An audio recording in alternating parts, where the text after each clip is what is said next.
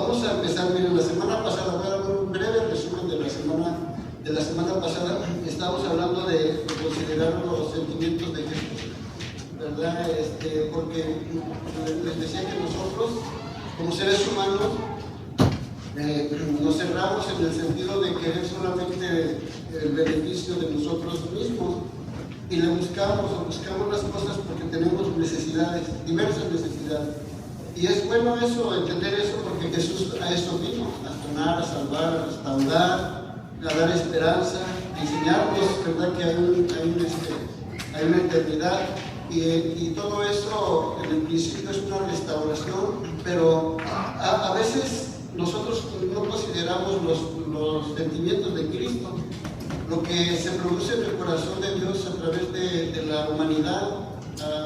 Al fin de los años, desde el principio, Dios siempre se ha querido mostrar a su pueblo, a su gente, a su creación, pero Él ha sentido el rechazo.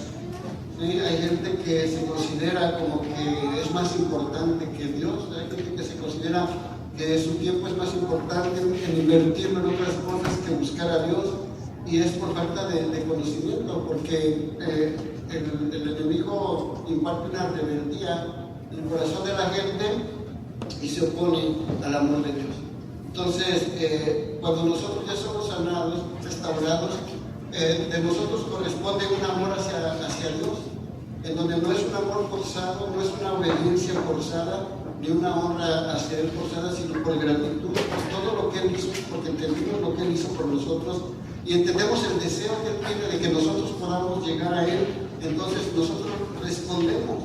Cuando hemos recibido la redención, la salvación, cuando recibimos un perdón y sabemos que Él todos nuestros pecados los arrojó a lo más profundo de la mar y no se acuerda de ellos, entonces lo que podemos hacer, lo mínimo que podemos hacer es corresponder a ese amor y tratar de que el Señor se sienta también cómodo, que también Él pueda disfrutar del fruto de su aflicción, de que también Él pueda ver que hay personas que a lo largo de los años siguen buscando el amor de Dios y tratar de adorarle, tratar de bendecirle y obedecerle.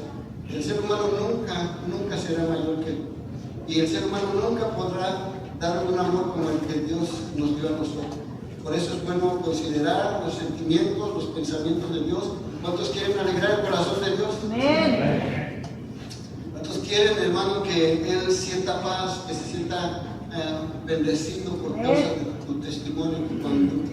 Entonces lo que perdemos y dejamos a un lado es ese espíritu de víctima, en donde siempre yo me siento así, yo quiero, yo anhelo, yo necesito, y entonces cuando nos enfocamos en Dios, todas las cosas vienen por añadidura. ¿Sí? Hoy voy a hablar un poco alta la voz para que no se vea más, ¿sí? ¿Me permiten? Y le damos la gloria a Dios para que se desate y echemos fuera que todo este porque quiera venir a perturbar y a quitarnos el frío. De verdad que reaccionó un poquito, ya estaba como quedando ahí. Al rato vamos a repartir almohaditas y todo eso para que se sienta como por si se duerme. Entonces, si el Señor viene, pues que se vaya en paz con el Señor. Pero vamos a hablar un poco más acerca de eso, de lo que es considerar, pararte un poquito y preguntarle al Señor, ¿cómo te sientes? ¿Qué puedo hacer para que estés bien? María y Marta, ¿verdad?, estaban allí y satisfacían las necesidades del Señor. Él iba a un lugar, se sentía cómodo, se sentía justo, porque Él iban a dar de comer y le iban a prestar atención. Entonces, pregúntale al Señor, ¿qué puedo hacer yo para alegrar tu corazón? ¿Qué testimonio puedo dar? ¿Qué necesitas que yo haga para que tú te sientas orgulloso de mí? Entonces vamos a empezar en Jesús, ¿sí?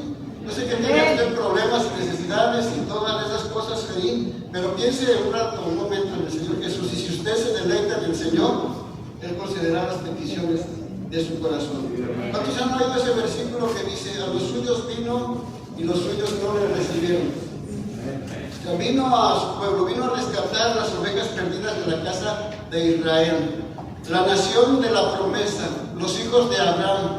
Él vino a esa nación hermosa que el Señor siempre ha querido rescatar, y en muchas ocasiones vemos que el pueblo le despreció, ¿verdad? Entonces yo puse como primer punto aquí, a los suyos vino y ellos deseaban su muerte. A los suyos vino, podemos ver muchas cosas en las Escrituras, a ellos vino específicamente. Acuérdense que cuando las personas, la mujer que no era judía, le pidió un favor de una restauración, ¿verdad? En una necesidad que tenían, ¿qué le dijo Jesús? No está bien darle el pan de los hijos a los perros. Así éramos ante los ojos de Dios. Se oye fuerte, pero así lo dijo el Señor. No está bien darle el alimento de los hijos a los perrillos. Fuertes palabras, ¿sí? Porque Él les dijo a sus discípulos: vayan primero a predicar a las ovejas perdidas de la casa de Israel. Entonces vino a ellos, Él vino con el deseo de restaurar su pueblo, de recuperar a su pueblo, pero vamos a ver cuál es la reacción de ellos cuando ellos se dan cuenta de que ahí está alguien que viene con buenas intenciones, aún con los milagros, con las señales, hermano, que solamente podía hacerla el Mesías, el Hijo de Dios. Entonces, Mateo 27, en el versículo 1, dice la Escritura de esta manera: venida la mañana, todos los principales sacerdotes, ¿cuántos sacerdotes? Todos los principales sacerdotes y los ancianos del pueblo entraron en consejo contra Jesús para entregarle a muerte, y le llevaron atado y le entregaron a Poncio Pilato, el gobernador. Hace poco estábamos orando por los tres poderes de la nación, ¿verdad? Ejecutivo, legislativo y judicial. Entonces me impresiona que en un congreso que estábamos viendo con mi esposa, me llama la atención que el predicador empieza a hablar exactamente de lo mismo. Pero él pone el ejemplo cuando Pedro está en la cárcel y dice: ahí estaban todos esos poderes en contra del evangelio de Pedro, que él era el que tenía que seguir predicando la palabra.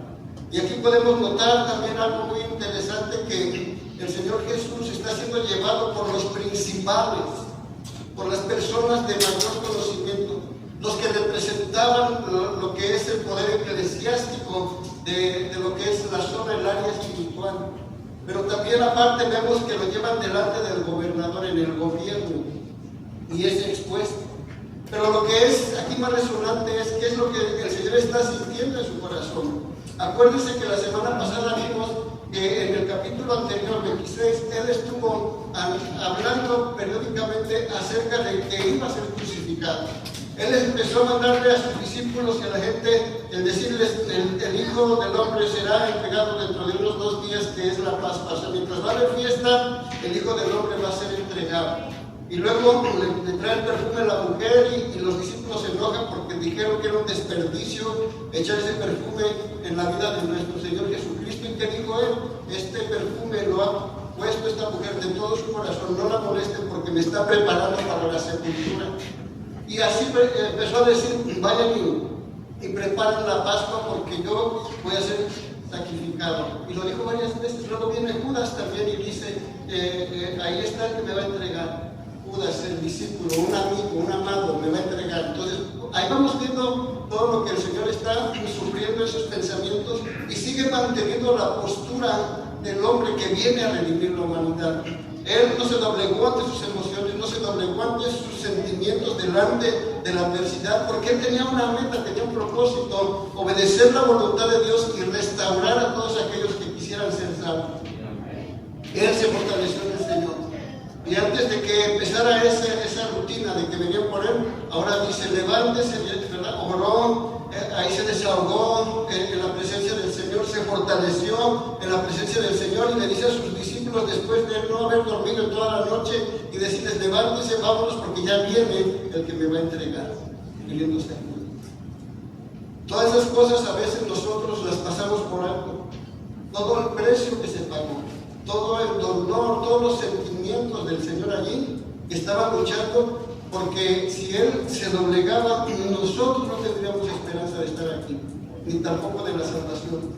Entonces, en la mañana vemos una noche de dolor, una noche de situación mental, de situación en el alma, en su espíritu, ¿verdad? De donde Él ya está sintiendo lo que va a suceder a la mañana siguiente. Podríamos decir que todo fue mental ese primer día. Pero ya cuando amanece y viene la mañana, entonces empieza ya más el contacto físico contra el cuerpo del Señor Jesús. Empiezan a tomarlo como a un delincuente, como a un ladrón, y lo atan. Yo puedo pensar qué osadía de la persona, de los que agarraron al Señor Jesucristo, y pues él no forzó, pero ¿quién amarró al Señor Jesús? ¿Quién tuvo ese descaro o esa falta de entendimiento sometido a las autoridades de los ancianos, de todos ellos, para poder tener ese descaro? No tengo palabras para decir ese atrevimiento de atar como a un delincuente al Señor Jesús. ¿Y qué era lo que el Señor está sintiendo mientras lo están atando? ¿Quién lo está atando? Los suyos, su pueblo, los escogidos. ¿A usted le ha pasado de que a veces alguien te defraudó, alguien te traicionó, y han pasado los años y sigues con ese rencor en el corazón? Hermano, el Señor Jesucristo dijo unas palabras: Señor, perdónanos porque no saben lo que hacen. A pesar de todo, ya eso estoy hablando, ya estando colgado en una cruz.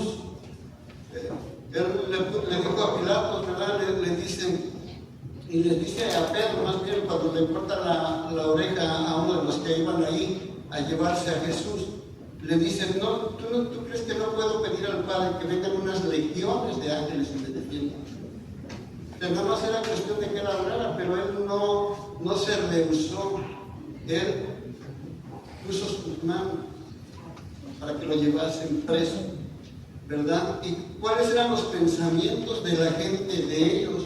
Dice la Escritura, repetimos el versículo: los ancianos del pueblo entraron en consejo contra Jesús para entregarle a muerte. Pensamientos de odio, pensamientos de muerte contra Jesús, pensamientos de celo, que ellos dejaron que Satanás entrara en sus corazones y lo único que pensaron era en sacrificar a Jesús. Se puede oír muy cruel de parte de ellos, pero hay una humanidad, hermano, que está siendo participante de lo mismo. Todas las personas que renuncian o que no quieren aceptar el sacrificio de Jesús están en esa misma línea. Quizás con diferente castigo, quizás con diferente tormento, no lo sé, pero no están dentro del reino de Dios. Cualquier persona que menosprecie el sacrificio de Jesús al Hijo de Dios está en un riesgo, porque todo lo que se está acumulando desde los tiempos de los profetas, acuérdense, la Biblia describe que Él envió a sus profetas, envió a sus reyes, envió a los sacerdotes, envió a toda esa gente para persuadirlos de que se vuelvan a los caminos del Señor. Entonces hay sangre derramada de los profetas, hay sangre derramada de los hombres de Dios, de los sacerdotes de Dios, y no se diga la sangre del Señor Jesucristo, y después todavía de la sangre de los apóstoles, y más adelante en las épocas después de los apóstoles también los mártires, y hasta hoy hay mucha gente menospreciando el sacrificio del Señor Jesucristo, y todo eso acumula en un juicio que va a venir. Y yo lo siento mucho si hay gente que es muy preparada, muy estudiosa, gente muy intelectual, adinerada, millonaria. Si no buscas a Cristo, estás en el mismo lado de estas personas que llevaron a Cristo atado, porque no puedes estar en medio. O sigues a Cristo o lo desprecias de una vez. Y el Señor no va a tener problemas, porque Él va a enviar a sus ángeles a separar las ovejas de los cabritos. Él no va a tener ningún problema. Él solamente se va a gozar cuando vea a toda esa multitud que describe ahí Apocalipsis, que dice que una gran cantidad de gente de todo pueblo, tribu, lengua y nación estaban reunidos cantando el canto en la presencia del Señor. Y ahí viene toda la gente que usó su cerebro y su corazón para reconocer que Jesucristo es el único que puede dar la vida y la salvación. Ahí vamos a estar alabando al Señor, cantando el cántico en donde los ángeles van a dejar de cantar para escuchar a la iglesia redimida, a la iglesia que se Señor Jesucristo, la iglesia que le valoró, la iglesia que no le despreció, la iglesia que no lo ató en las manos, la iglesia que reconoció que Jesucristo es el verdadero Hijo de Dios. Y vamos a cantar el canto. ¡Aleluya! Y va a ser poderoso, hermano. Dice que se va a escuchar como el estruendo de muchas aguas. Qué hermoso. Juan lo vio. Juan vio la revelación en Apocalipsis de lo hermoso que va a ser estar en la presencia del Señor. Wow, man, vale la pena, ¿no? Aún cuando Jesús viene a restaurar a Israel después de la tribulación, ¿no? Voy a hacer un poquito, pero para que podamos ver, cuando Jesús, después de la tribulación, después del arrebatamiento de la iglesia, viene a establecer su reino milenial, dice la Escritura que cuando Él se presente delante de su pueblo, porque nosotros ya vamos a venir con Él, ya vamos a haber conocido al Señor, cuando Él venga y se presente delante de su pueblo, le van a hacer unas preguntas, y esas heridas que tienes en tu cuerpo, ¿por qué son? Y Él va a decir, estas heridas me las hicieron mis amigos en mi casa, tu propio cuerpo. ¿Quién cree que pueda ser responsable de penetrar las manos de Jesús con los clavos? Le repito, todas las mismas personas que le crucificaron, Judas dice, era aquel que le entregó, mejor era que no hubiera nacido. Todos los que le despreciaron y no recibieron la sangre de Jesús van a estar en el mismo lugar. Es bueno considerar, ¿sabes quiénes van a estar ahí? Los altivos. ¿Quiénes van a estar en el infierno? Los orgullosos, los soberbios. Porque hay gente que con poco se consideran más altos que Dios. Y Jesucristo se humilló siendo rey, siendo el Hijo de Dios. Se humilló para venir por nosotros. Dios guarde nuestros corazones y podamos apreciar lo que Él hizo por cada uno. El Salmo número 2, el Salmo 2 usted lo puede leer con calma, es lo que está pasando en esta escena. Se está cumpliendo lo que el salmista dijo en el Salmo número 2, ¿verdad? Y luego, esto sucede en el libro de los Salmos, cuando se amotinan contra Él, se juntan contra Jesucristo, el Hijo de Dios, todas las personas, y luego más adelante, cuando la iglesia experimenta la primera persecución, en donde los amenazan de predicar el Evangelio de Jesucristo, los quieren intimidar para que el Evangelio se detenga, para que el esfuerzo que hizo el Señor, hermano, no tenga un efecto, pero ellos se meten a orar, la iglesia primitiva se mete a orar, y entonces la iglesia tiene un entendimiento de parte de Dios, porque empiezan a desahogarse con el Señor y empiezan a citar esa misma escritura que está en el Salmo capítulo 2 y que el Señor aquí en Mateo 27 está experimentando en este momento. Para darnos cuenta, vamos a Hechos capítulo 4 versículo 25. Entonces Él habla de todo lo que está pasando, pero aquí para resumir dice que por boca de David tu siervo dijiste, ¿por qué se amotinan las gentes y los pueblos piensan cosas vanas? Dice, se reunieron los reyes de la tierra y los príncipes se juntaron en uno, ¿contra quién? Contra el Señor, contra Dios y contra su Cristo. O sea, se cumplió esa escritura y los apóstoles aquí están diciendo, Señor, está sucediendo lo mismo. Están juntándose, primero que hicieron y destruyeron al Señor Jesús para que cese el Evangelio, se amotinaron. Ahora nos está pasando lo mismo. Los mismos principales, los mismos ancianos y el mismo gobierno, estamos hablando del gobierno, nos está amenazando y nos están diciendo que dejemos de predicar en el nombre del Señor Jesús, y empezaron a levantar una oración y un clamor en donde dice la Escritura que la respuesta del cielo causó tanto poder que el lugar donde ellos estaban orando tembló.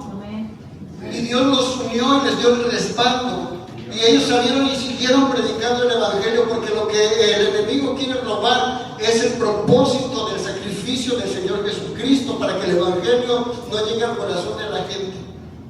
Pero lo que impresiona en este lugar es de que cómo es que se juntan, se hace reunión, se hace una conspiración para poder destruir el propósito del Señor Jesucristo. No seamos participantes de lo que va a venir, hermano, en contra de los que tomaron en cuenta. No seamos participantes. A nuestra capacidad, honre a Jesús. Amén. A su entendimiento, díganle gracias. Quizás no alcances a comprenderlo todo, pero lo menos que podemos hacer es darle gracias. y servir. Amén, gloria a Dios. Aquí estoy, Señor. Amén. ¿Sí? Aquí estoy. Imagínate, hermano, esa mujer pecadora, mientras todos los que se consideraban personas de sociedad y gente supuestamente natural estaban ahí invitando al Señor Jesús a comer, y esa mujer pecadora viene y dice la Escritura que empieza a enjuagar sus pies con sus cabellos, ¿verdad?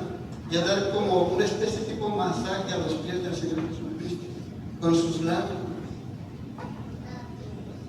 Mientras que los otros estaban acá comiendo y juzgando a esa mujer, el Señor les dijo: déjenla tranquila.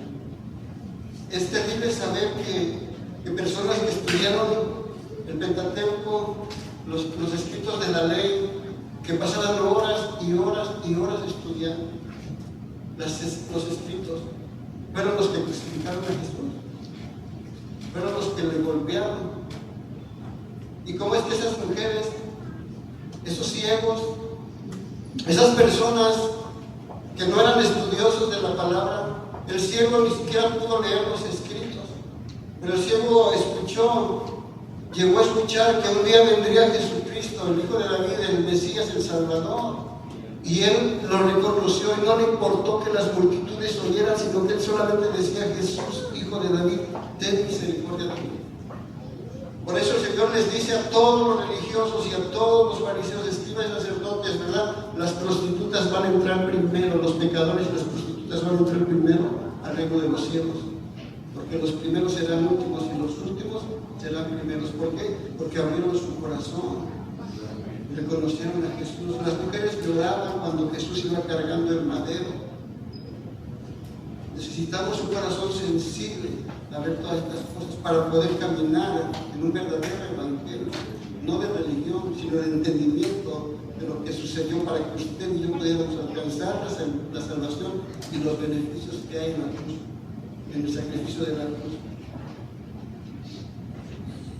Dice Mateo, si leímos todo, ¿verdad?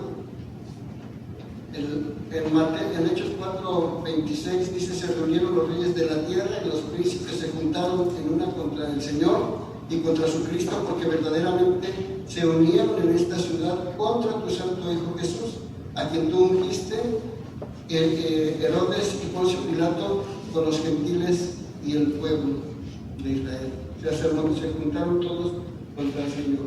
En segundo lugar, ¿no se han preguntado por qué Jesús escuchó en silencio?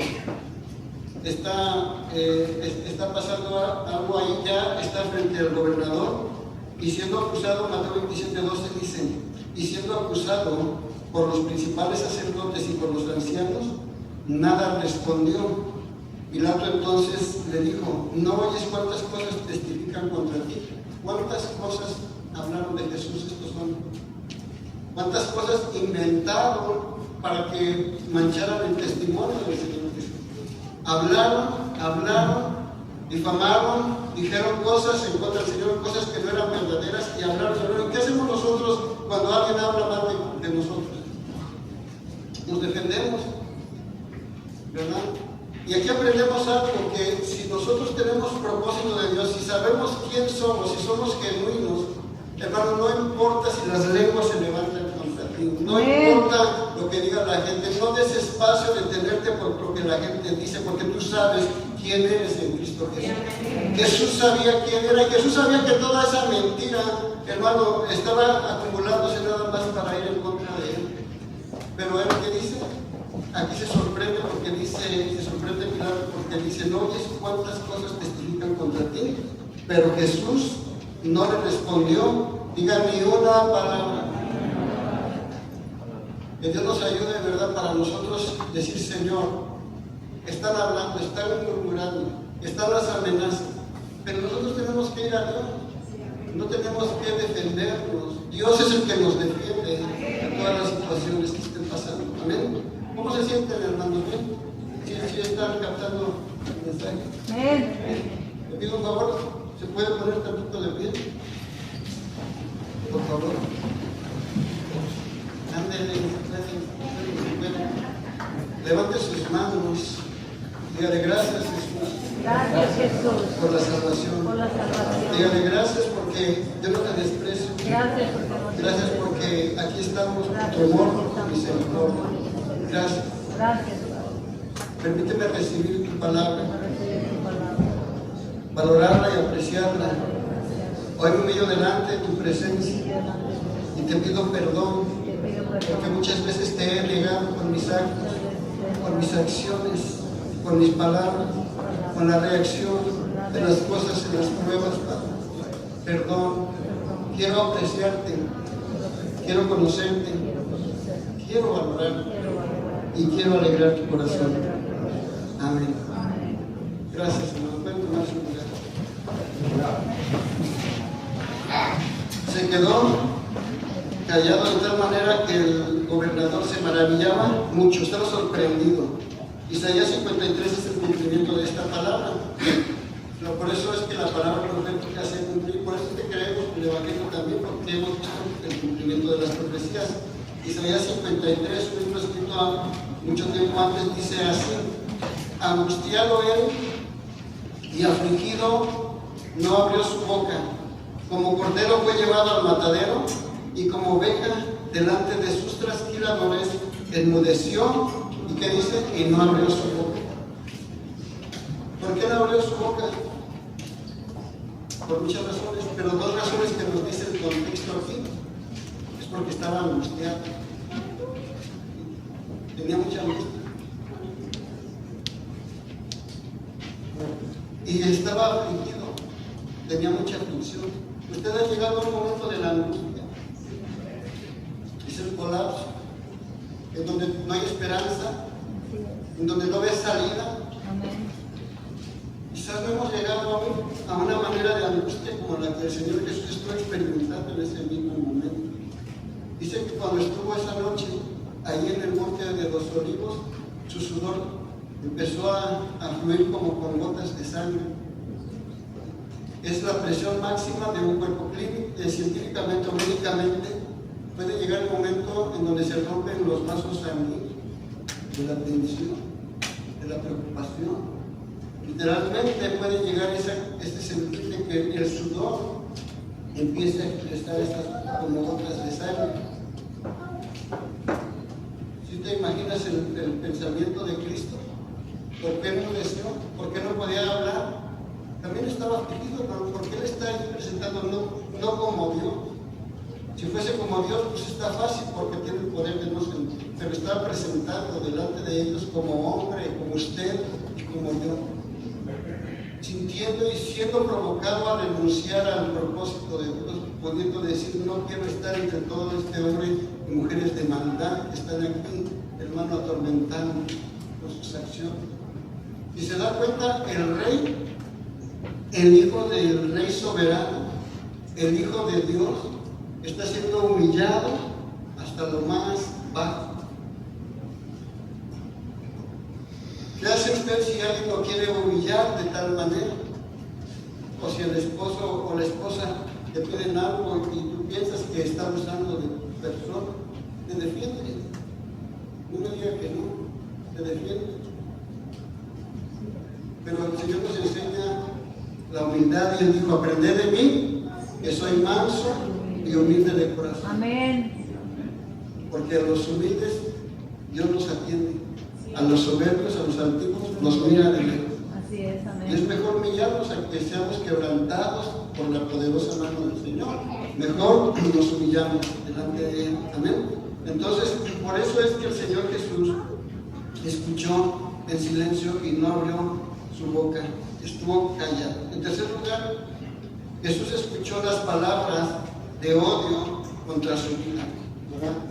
Él estuvo escuchando en lugar de una adoración. ¿Saben quiénes le adoraron al Señor o quiénes proclamaban la salvación?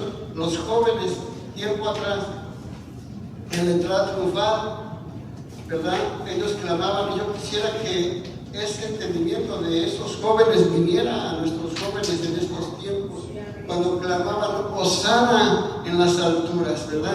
Hosana al que vive, hosana al Rey de reyes y Señor de señores. Y le reconocieron, y esa generación estaba diciendo, en otras palabras, sálvanos de esta generación de gente perversa, de asesinos, de violentos. Y ese clamor está en el corazón de esta generación, que lo que estamos pidiendo y necesitando es la salvación.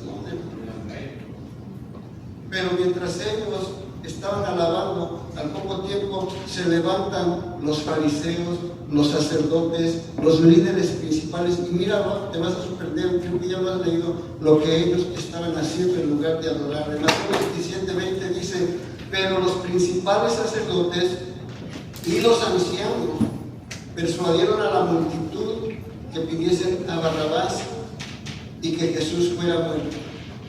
Me brinqué unos versículos porque está muy largo el capítulo, tiene no más de 60 versículos. Pero aquí lo que está pasando es que como Pilatos ya veía que no tenía una salida, él dice, bueno, como se acostumbra a soltar una persona cada año, un delincuente cada año, aquí les voy a presentar a Barrabás, un delincuente, y aquí está Jesucristo, el Mesías, y ahí él mismo dice, ¿verdad? Escojan a quien quieran. Los fariseos, los sacerdotes se fueron y toda la multitud que estaba allá la persuadieron para que dijeran: suéltanos al delincuente y mata a Jesús. Es un consejo malvado aún en esos tiempos, porque el hombre, el pecador Barrabás, sí merecía la crucifixión, sí merecía estar preso, pero Jesucristo no. Entonces tomaron la decisión bajo el consejo y la influencia de los sacerdotes, y mira lo que dice aquí, 21, dice: y respondiendo el gobernador les dijo: ¿a cuál de los dos queréis que os suelte? Y ellos dijeron: a Barrabás. Pilato les dijo: ¿qué pues haré de Jesús llamado el Cristo? Y todos le dijeron: sea crucificado. ¿Sí? Ese es el pensamiento, el deseo de estas personas. Después el gobernador, fíjate cómo el gobernador tenía algo de entendimiento. El gobernador Pilato reconoció que él era un hombre justo. ¿Por qué? ¿Por qué Pilato está diciendo que Jesús era un hombre justo? Les doy gracias a Dios por esas mujeres que son ayuda idónea. Está en los versículos anteriores, pero dice la Biblia que cuando Jesús estaba ahí, Pilato estaba ahí, toda la gente ahí, dice que la mujer de Pilato mandó a decirle: no tengas nada que ver con este justo, porque he tenido sueños perturbadores acerca de él. Ya le mandó a decir la mujer: no te metas en problemas, ¿sí? No te metas en problemas. Entonces Pilato desde ahí también estaba tomando la decisión de querer salvar a Jesús, de querer librarlo, y usó muchas maneras de hacerlo, pero ya era inevitable, porque aunque Pilatos quisiera, ya estaba el destino de Jesús, morir por cada uno de nosotros. Pero miren, Pilato dijo, en el versículo 23, dice: y el gobernador les dijo: pues qué mal ha hecho. Pero ellos gritaban aún más, diciendo: sea crucificado. Escuchas una multitud, hermano, de miles de personas gritando: crucifícale, dice en otro de los evangelios: crucifícale, crucifícale. Y era un estruendo de la multitud gritando: mata a Jesús, maten al Cristo, mátalo, crucifícalo, ¿verdad? Llevémoslo a la cruz, llevémoslo. Y ahí está ese sonido escuchándose, y imagínate penetrando a los oídos del Señor Jesucristo. Su pueblo escogido, de todas las naciones el Señor escogió ese pueblo, ¿verdad? Les dio las promesas, les dio todas las bendiciones. Pero ahora ese mismo pueblo está diciendo: maten a Jesucristo, crucifiquen a Jesucristo. Y todo eso podía haber causado que el Señor hiciera cambios, pero Él siguió en su camino. Mateo 27:25 dice, fíjense todavía lo duro que es el corazón de la gente.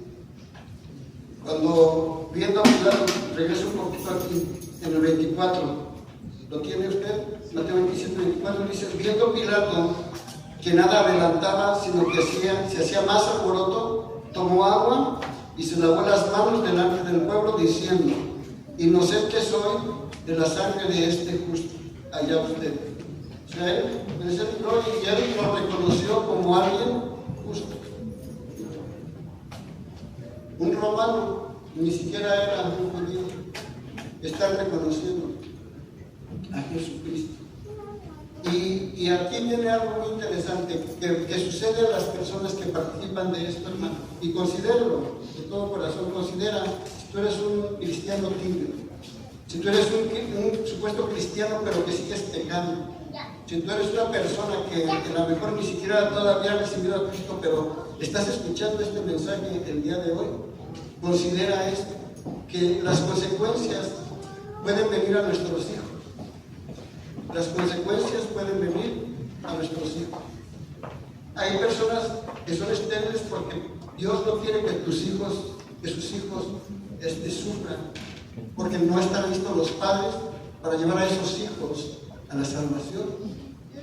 Hay gente que está pidiendo, digo, si aquí hay una persona que quiere tener familia, pero ¿para qué quieres familia si no les vas a enseñar los principios bíblicos y se va a perder en el infierno? ¿Para qué los quieres? Por eso Dios sabe lo que va a pasar y prefiere evitar dolor.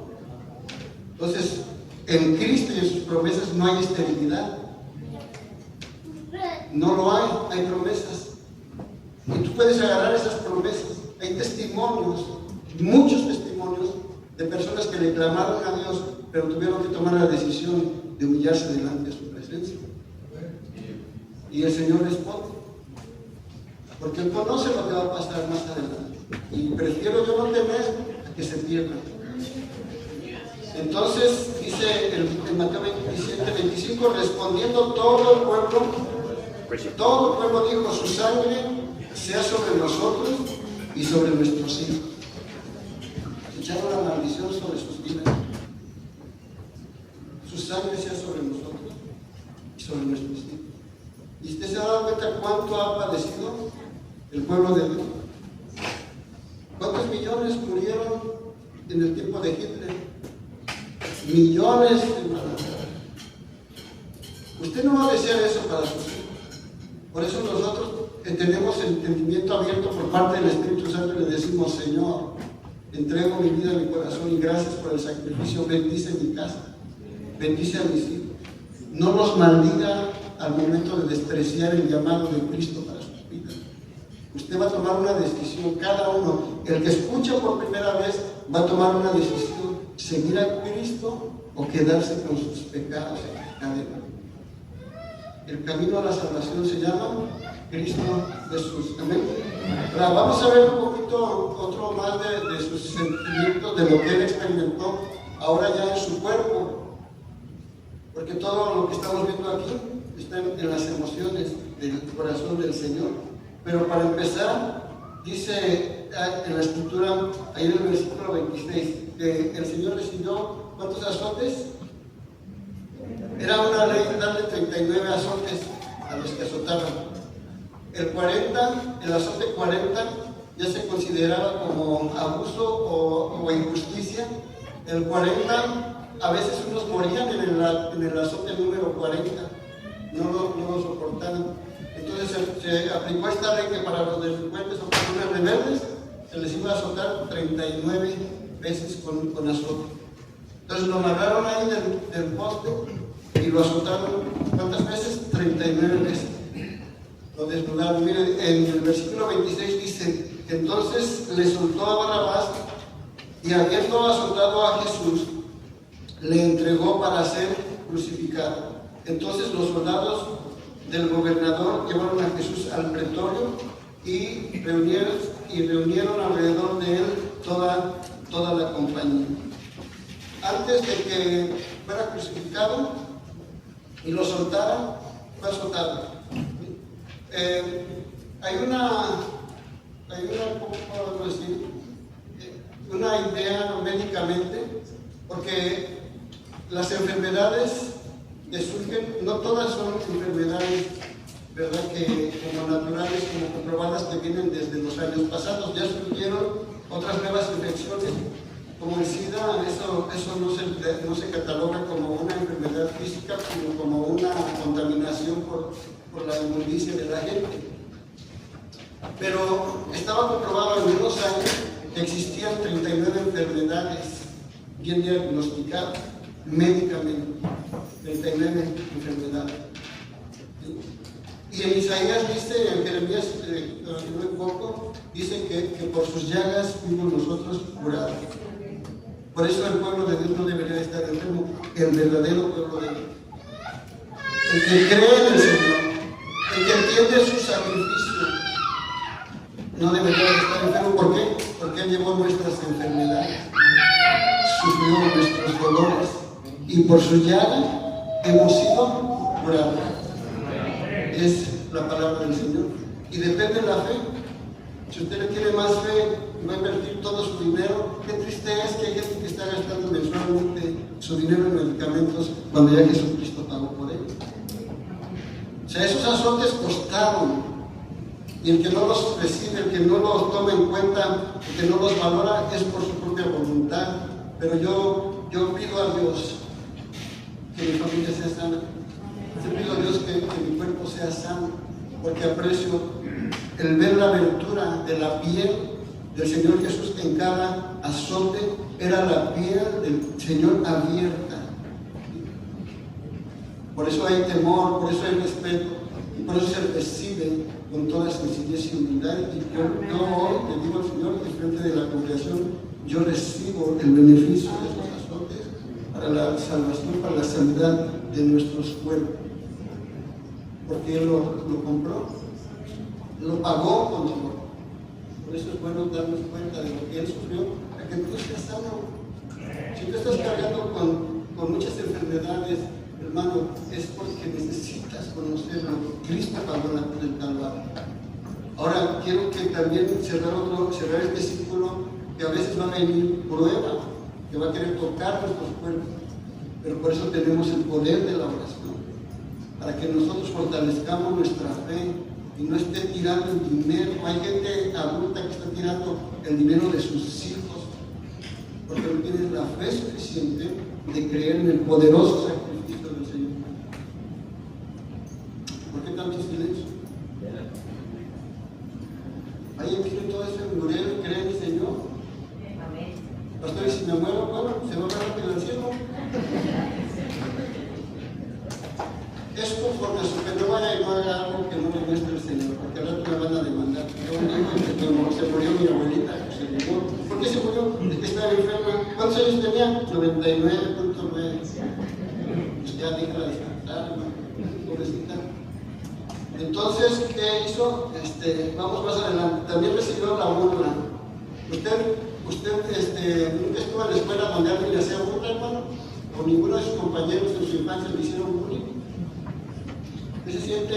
¿Alguien aquí ha experimentado? No levanten la mano. ¿Ha experimentado la burla por tu estatura, por tu complexión física, por tu color? No sé, ¿verdad? ¿Qué se siente cuando estás jovencito o niño y no puedes defenderte, ¿verdad? Y estás soportando las burlas de los compañeros de la escuela o a propios familiares o vecinos? Mira, dice que lo desnudaron, versículo 28. Lo desnudaron. ¿Tú te puedes imaginar esta escena? Y el Señor Jesús quitándole su vestimenta, su ropa. ¿Será para ti un acto vergonzoso? ¿O cómo tomarías si de repente uno empezara a quitarse toda la ropa aquí y lo desnudaran frente a toda la gente? No sabía, eso es algo demasiado humillante. Que la gente no tuvo el temor, sino que tuviera el atrevimiento de despojar a Jesús de sus ropas. Y dice, desnudándole, le echaron encima un manto de escarlata. Ese manto representa como lo de los reyes o de los gobiernos, dice, y lo pusieron sobre su cabeza, y pusieron sobre su cabeza una corona tejida de espinas y una caña en su mano derecha. O sea, lo coronaron con una corona de espinas. Tomaron su tiempo de entretejer la corona de espinas y luego venir y colocársela en su cabeza. Y luego le dieron una caña, ¿verdad? Como que si fuera el cetro, ¿verdad? Y burlándose de él con esa vestimenta, con esa corona de espinas, y se la pusieron en su mano derecha. Dice, hincaron la rodilla delante de él. Se burlaban delante de él. hincaban la rodilla y fíjense lo que hacían. Dice, y le escarnecían diciendo, salve, Rey de los judíos. A veces no hay palabras para describir tanta maldad. Porque ¿qué hizo Jesús? Sanaba a los enfermos, alimentaba a los hambrientos. ¿Qué mal hizo Jesús para que la gente lo desprecie de tal manera? Miren las iglesias, unos cuantos miembros y la gente disfrutando de tantas cosas allá, ignorando el sacrificio de Jesús, a pesar de que la predicación ya se ha dado en muchos lugares. Esta nación no va a pasar por inocente, hermano. En esta nación se ha predicado el evangelio de norte a sur y de este a oeste. No hay zona donde en esta nación no haya entrado el evangelio del Señor Jesucristo. ¿Cuántos millones de personas, de residentes ciudadanos están habitando esta nación? Pero ¿cuántas personas están sirviendo a Cristo? Y de los que están en una congregación, un porcentaje todavía no se toma la decisión de negar sus propias vidas por servir al Señor. ¿Cuánto dolor estaba experimentando el Señor Jesús cuando estos hombres atrevidos están arrodillándose, burlándose de Él en su presencia? Y luego miren el versículo 30, escupiéndolo. ¿Alguien de ustedes le ha escupido el rostro, hermano, por predicar el evangelio? ¿No? Cuando nosotros empezamos el ministerio, estábamos predicando el evangelio y había un líder, un hermano que iba con nosotros y llevaba a su niño de brazos. Por eso les enseñábamos estrategias. Cuando te abran la puerta y estás cerca de la puerta, pones tu pie adelante, porque muchas veces azotaban la puerta cuando sabían que íbamos a predicar el evangelio del Señor. Entonces, si estabas cerca de la puerta, tu cara te iban a golpear en la cara. Por eso ponga su pie derecho o lo que quieras, ponlo adelante, porque ahí el golpe lo va a recibir el zapato ahí, ¿verdad? Entonces al hermano lo empezaron a empujar, lo empezaron violentamente a empujar, y aún el hermano tenía su niño cargado aquí. El hermano va a recibir recompensa de sufrir por causa de predicar el evangelio, pero también las personas van a recibir lo que está preparado para los que hicieron todas estas cosas.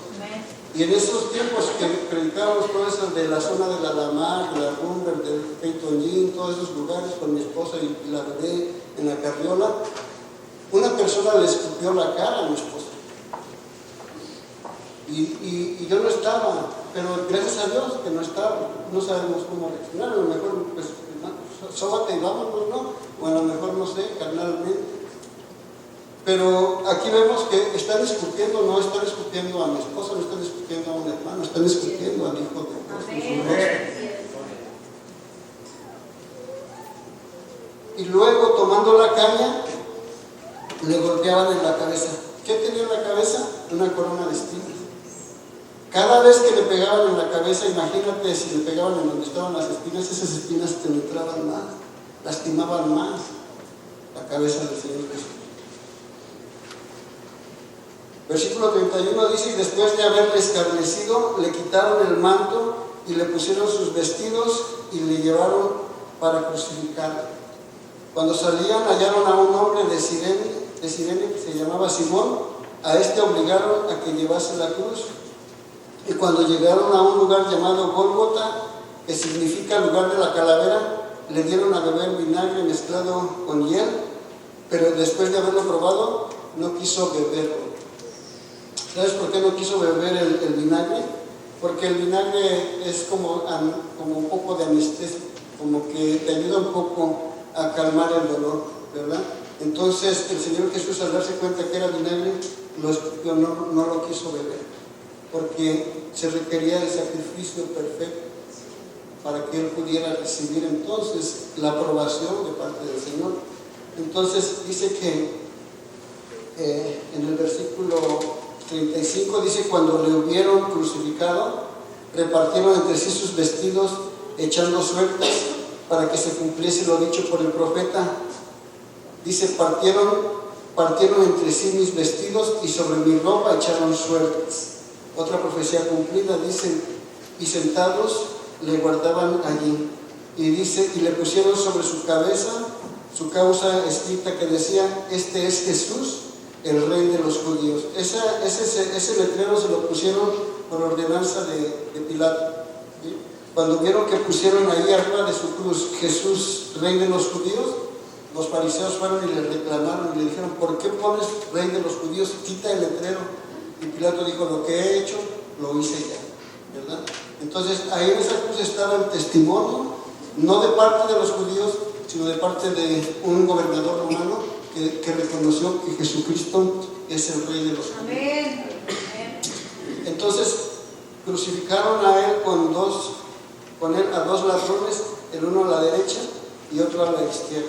Esto enseña que murió de una manera, la peor pena máxima de ese tiempo, ¿verdad? Y con los ladrones más malos de ese tiempo. Entre ellos está apareciendo, en medio de ellos está apareciendo el Señor Jesús. Ahí en esa cruz pasaron muchas cosas. Mientras Jesucristo está colgado en la cruz del Calvario, hermano, está sucediendo un cambio en la historia. Y no solamente en la historia mundial, sino en la historia general del universo. Porque aún los elementos estaban destruidos y dañados en lo espiritual, había tanta maldad. Pero en esa cruz, hermano, ese día la Biblia dice que tembló, los sepulcros fueron abiertos, las piedras fueron quebradas, ¿verdad? Y vino el espanto, y aún los romanos que estaban ahí, los soldados, dijeron, y la gente dijo: verdaderamente este era Jesucristo, el Hijo de Dios. ¿Sí? Fue una tarde, hermano, en donde no sé qué pasaría con el corazón de los fariseos, pero Dios, ¿verdad? Dios sabe lo que va a pasar con todo este tipo de personas. Entonces vamos avanzando. Dice: y los que pasaban le injuriaban meneando la cabeza, diciendo: tú que derribas el templo y en 3 días lo reedificas, sálvate a ti mismo. Si eres hijo de Dios, desciende de la cruz. De esta manera también los principales sacerdotes escarnecían con los escribas, y los fariseos y los ancianos decían: a otros salvó y a sí mismo no se puede salvar. Si es el Rey de Israel, que descienda ahora de la cruz y creeremos en él. Confío en Dios, líbrele ahora si le quiere, porque ha dicho: soy hijo de Dios. Y lo mismo le injuriaban también los ladrones que estaban crucificados con él. Desde la hora sexta hubo tinieblas sobre toda la tierra hasta la hora 9. Aún con señales, aún con manifestación de lo sobrenatural, el corazón de esta gente es duro. Y espero que nosotros no endurezcamos nuestro corazón. Si el Señor habla hoy, dice la Escritura: no endurezcáis tu corazón como en los días de Moisés, que endurecieron su corazón, sino que sea propicio este día para el día de tu salvación. ¿Sí? No endurezca el corazón como estas personas. Entonces, seguimos más adelante. También se sintió abandonado por su propio padre. En una ocasión, hermanos, iban a hacer una operación en la dentadura a mi hijo, pero él estaba chiquito, no sé si tendría, no sé si unos 4 años, por ahí, 3, 4 años, y lo tenían que anestesiar completamente. Entonces me dijeron: llévenlo con nosotros hasta allá para que él tenga confianza, pero usted se tiene que salir. Entonces: no puedo estar ahí. No puede estar usted ahí. Entonces lo llevé, lo pusieron ahí en la camita, y él se estaba dejando llevar porque me veía ahí. Pero cuando yo me fui, empezó: no quiero estar aquí. Y decía: no me dejes. Y eso era lo que más murió de mí. Él no sabe que le iban a hacer un bien. Yo sabía que era por su bien, pero él no lo entendía. Y entonces él siguió, y yo me tiré al ensayo y dije: no puede estar aquí, sálgase, por favor. Entonces por la ventanita yo alcancé a ver su mirada, y en esa mirada expresó como que: ¿por qué me dejas? Volteando así por la ventanita para verme a mí, que yo me iba. Y yo con impotente, él sintió, yo lo que estaba viendo, sintió el abandono de su padre.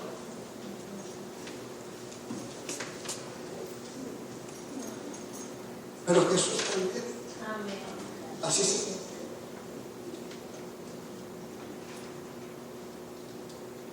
sintió abandonado de su padre. Por amor a ti, hermano. Así es. Porque no había otra manera de salvarte, era por amor a ti. El Señor, el Padre, guardó silencio. ¿Tú crees que no podía él hacer algo? ¿Tú crees que no se sintió él con el deseo de decir, estos rebeldes soberbios? Pero él se quedó callado. Y Jesús, en su momento ya de que está él padeciendo mentalmente por su deshidratación, en el hambre, el desvelo, de sus emociones, no digo que él ya no estaba bien, pero él ya empezaba en su corazón a decir, ¿qué está pasando? Y dice aquí, en el versículo 46, dice, cerca de la hora novena, Jesús clamó a gran voz. Eso fue fuerte. Elí, Elí, lama sabactani. Lo escriben en el idioma y dice, esto es, Dios mío, ¿por qué me has desamparado? ¿Tú te imaginas ese clamor en la cruz? ¿Sí? Él se sintió solo, no había ángeles, no estaban sus discípulos, no estaban todos aquellos que restauró, hermano, los que estaban enfermos, no estaban quizás los leprosos por ahí, todos los que él había sanado, pero él se sintió solo. El que fue desde el principio en el universo no encontró un apoyo por parte de nadie. ¿Te has sentido así? ¿Has sentido el abandono? Pues no se compara. Por eso vamos a darle gracias a Dios. Amén. Dice en el versículo 47, algunos de los que estaban allí decían al oírlo, a Elías llama a este, y al instante corrió uno de ellos y tomó una esponja y la empapó de vinagre y poniéndola en la caña le dio a beber. Pero otros decían, deja, veamos si viene Elías a librar. Lo más importante, hermanos, es de que terminó su misión. ¿Sí? La terminó. ¿Y cuáles fueron las últimas palabras de Jesús en la cruz? Póngase de pie y en respeto a ese sacrificio.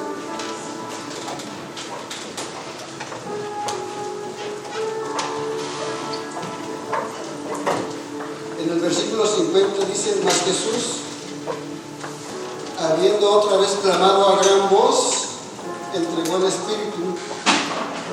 Y aquí que el velo del templo se rasgó en dos, de arriba abajo, y la tierra tembló, y las rocas se partieron. En el otro evangelio Juan lo describe de esta manera, en la misma escena dice, cuando Jesús hubo tomado el vinagre dijo, consumado es, y habiendo inclinado la cabeza, que hizo, entregó el Espíritu. Fue lo último que dijo, consumado es. Alguien dice, no lo encontré en las definiciones, pero un día un predicador dijo que esta expresión de consumado es, también la aplicaban cuando había un enfrentamiento de dos ejércitos o de dos personas que estaban peleando, y si ya sea el gladiador o la persona que derrotaba a su enemigo, era la expresión que decía consumado es, porque lo había matado, lo había cortado la cabeza, lo que hubiera pasado. Era supuestamente, no quiero decir que es una seguridad, pero tiene algo de sentido, ¿no? Porque todos ven a Jesucristo, lo ven allí con lástima, lo ven a Jesucristo como indefenso, como perdido, pero ¿sabes qué es lo que había hecho? Había derrotado la muerte, ¿sí? Había derrotado los espíritus de enfermedad, había derrotado a los principados y las potestades, todo gobierno celestial maligno. En ese consumado es, Él está diciendo, aquí está la victoria. Él quitó el dominio sobre todos aquellos que quieran dejar de ser esclavos de la maldad, esclavos del odio, esclavos del dolor, del resentimiento. Él dijo, consumado es. Y esta palabra consumado es en el griego, en el original, es tetelestai. Y esto quiere decir está terminado, o está cumplido, o pagado por completo. ¿Sí? Entonces, cada vez que usted se acuerde, o cada vez que venga algo a la vida, o que Satanás te quiera decir alguna cosa, dile, acuérdate que el Señor Jesucristo pagó todo completamente. Amén. Él pagó por mis pecados, Él pagó por mis pecados.